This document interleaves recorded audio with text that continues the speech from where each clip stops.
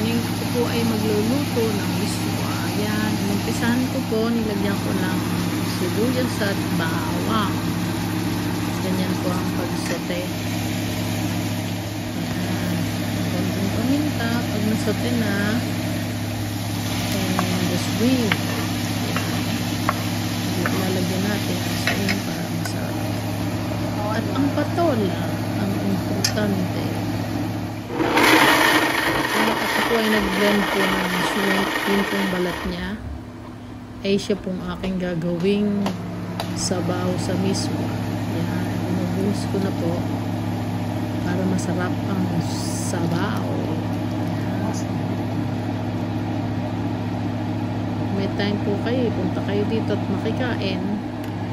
Ito, yan, pinipiga ko at nang siya ay mas maraming sabaw. Then, nalo ko ng konti. Ayan na po yung miswa.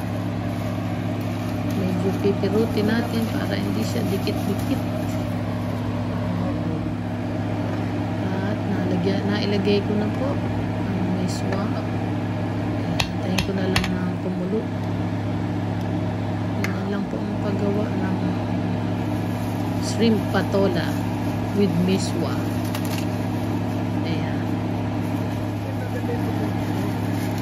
Naantay po natin kumulo pa siya. Ayan na, medyo hinalo ko pa ng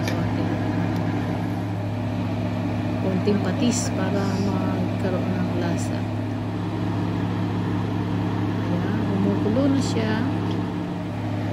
And tapos na. Thank you for watching.